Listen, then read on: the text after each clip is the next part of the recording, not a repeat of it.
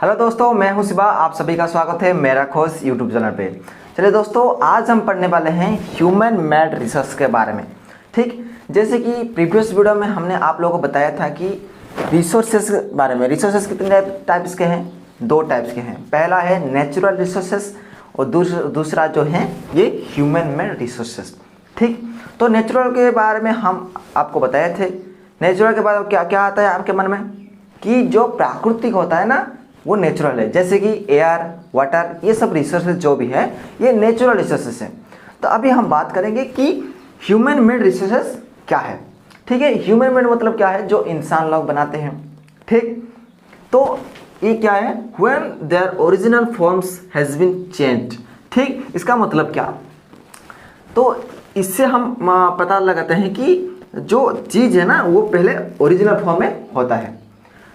मान लीजिए कि ये एक चीज़ है, ये ओरिजिनल फॉर्म में होता है, तो इंसान लोग क्या करते हैं उसको चेंज करके ह्यूमन मेड चीज़ बना देते हैं। जैसे कि आप यहाँ पर देख सकते हैं एग्जाम्पल, जो आयरन ओर।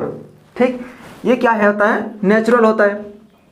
तो इसको चेंज करके क्या बना जाता है? आयरन बना जाता है, वो कि मैन मेड हो जाता है।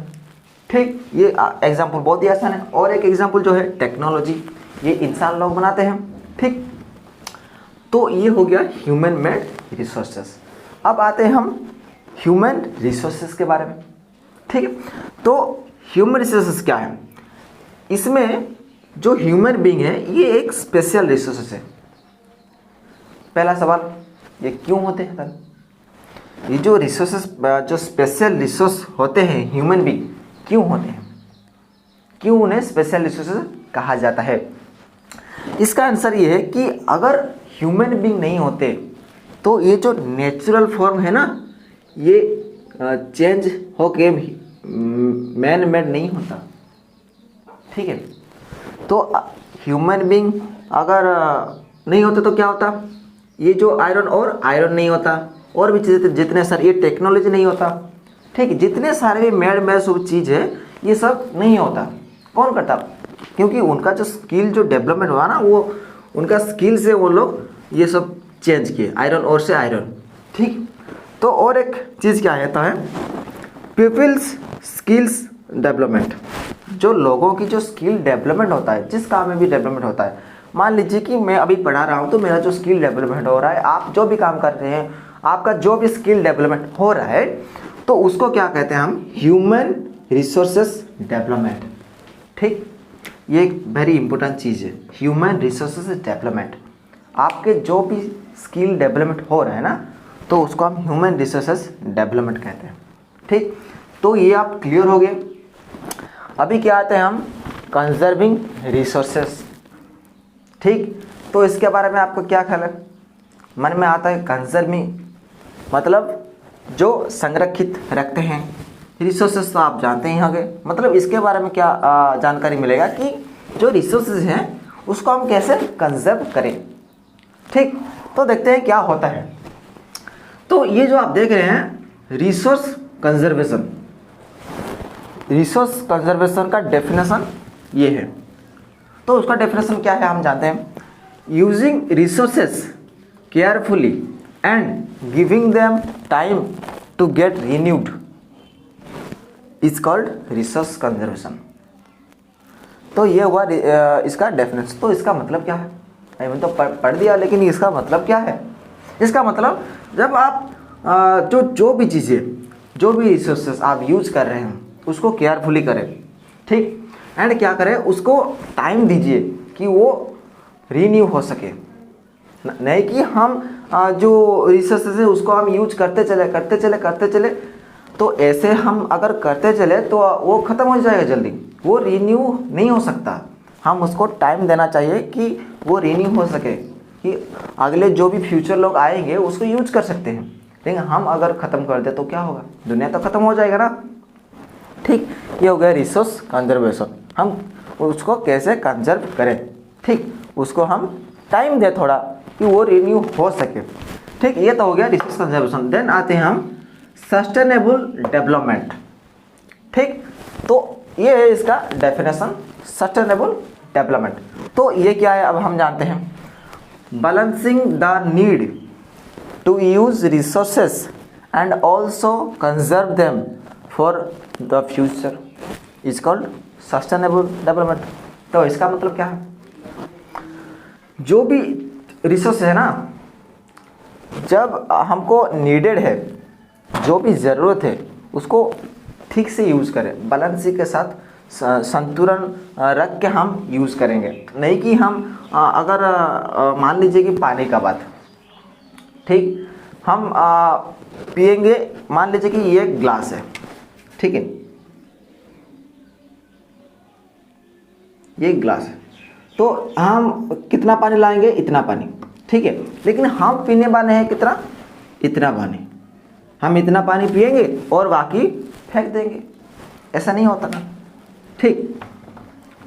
तो क्या होगा, ऐसे करने से हमारे जो रिसोर्सेस है ये बहुत जल्दी ख़त्म हो जाएगा। माना कि हमारा जो पानी है ये अनलिमिटेड है, अनलिमिटेड स्टॉक्स है, लेकिन हमारे जो पीने का पानी है वो तो अनलिमिटेड नहीं है ना, वो बहुत जल्दी ख़त्म हो जाएगा। अगर हम इसी तरह हम अनयूज़ करें पानी का, ठीक है, वो बहुत जल्दी ख़त्म हो जाएगा। चलिए और क्या करें, conserve them for the future, future के लिए कंजर्व करके रखें कि हम इतना पिएंगे तो हम इतना ही लाएंगे, इतना पी के हम रख देंगे, वो जो इतना जो बाकी रह गया उसको हम फ्यूचर के लिए कंजर्व कर देंगे, क्या फ़र्क पड़ता है, ठीक। तो ये ओवरऑल हो गया कंजर्विंग रिसोर्स के बारे में, ठीक। तो आप पूरी तरह समझ गए हैं कि रिसोर्सेज क्या है, रिसोर्सेज कितने टाइप्स के हैं, क्या क्या है, उनके कौन कौन काम से आते हैं, उसे कैसे हम कंजर्व करें, ये आप ओवरऑल समझ गए हैं। लेकिन और एक मन में डाउट रह जाता है कि